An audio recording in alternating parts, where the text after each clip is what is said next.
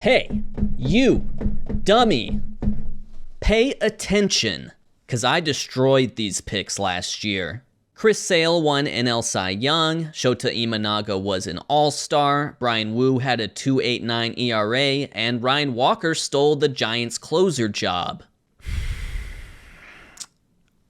We don't talk about Louis Varland in this household. Heading into 2025, the Braves are giving Grant Holmes every opportunity to break camp as part of the rotation. It must be a disorienting reversal for someone like Holmes, who pitched for 3 different organizations across 10 minor league seasons before finally earning the opportunity to make his big league debut last year. He had all but given up starting in the minor leagues, but the Braves let both Max Fried and Charlie Morton depart this offseason and haven't brought anyone new into the fold. With Spencer Strider's timeline trending past opening day, there are plenty of innings and starts up for grabs. Holmes did start 7 games for Atlanta in 2024. He averaged under 5 innings in those outings, but was in some ways more effective in that role than coming out of the pen. His strikeout rate as a reliever was 21%, but as a starter it was 28% with only a 6% walk rate. Similar ratios to Zach Wheeler, albeit across a much smaller sample size.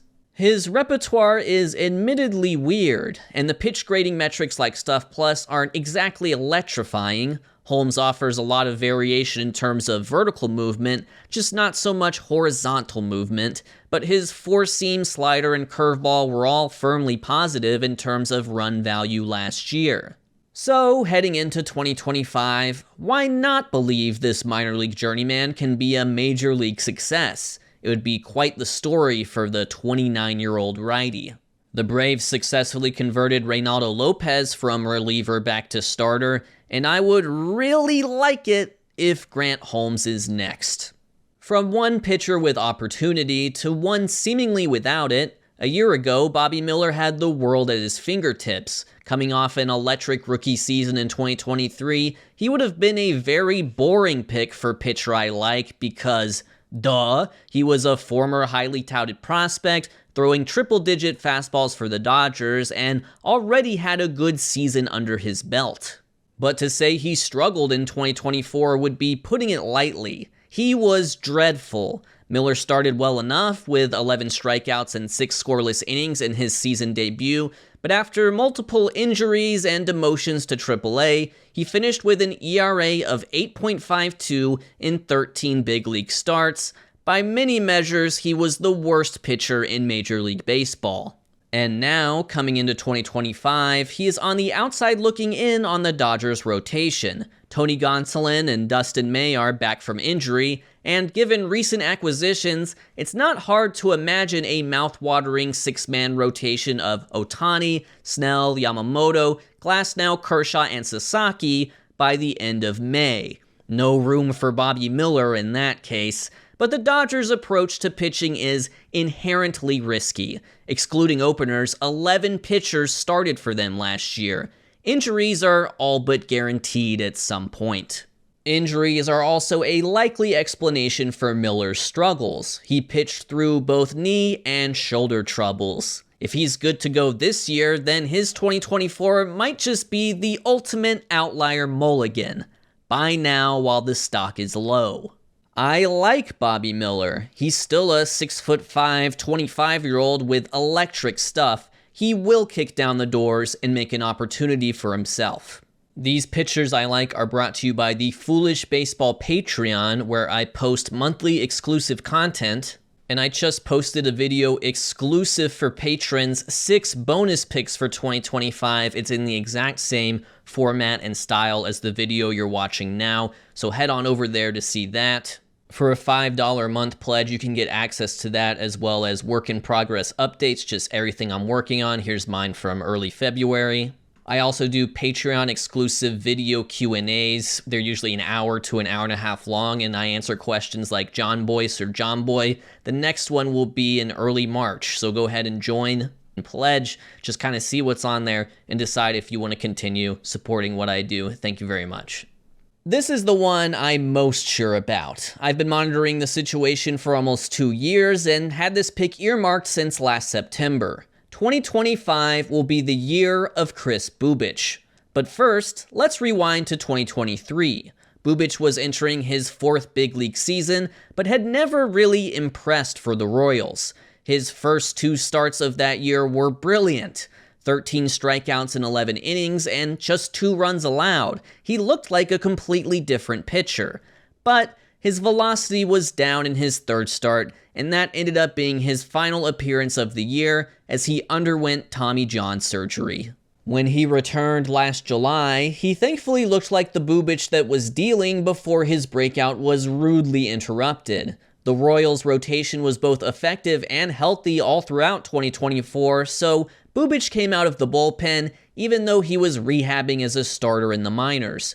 He was one of the most effective relievers of the second half. He had the best xFIP of any pitcher with at least 30 innings that year, a product of his 32% K rate, 4% walk rate, and 56% ground ball rate. The Brady Singer for Jonathan India trade has freed up a rotation spot for an organization that suddenly appears to know exactly what they're doing when it comes to starting pitching. Guys like Alec Marsh, Kyle Wright, and Daniel Lynch will vie for that spot, but let's be real. It's Kris Bubic's to lose. If he's ready to go, it should be his.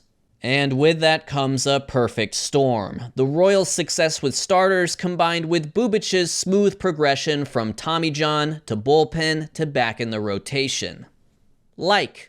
Any bozo can pick flashy prospects, but who's going to be bold enough to tell you a 41-year-old coming off a season shortened by back, arm, and hamstring issues is going to surprise people? Full transparency, Max Scherzer won't be 41 until the end of July, so this is technically his age 40 season, and although he did lose over a tick of velocity on his fastball between 2023 and 2024, the fact that he's a hyper-competitive future first-ballot Hall of Famer certainly cushions the blow of picking him for 2025. The Blue Jays certainly liked him enough to offer a $15 million one-year deal, but he's not just going there to be the sage-old veteran presence mentoring guys like Bowden Francis. No, he's there to pitch too.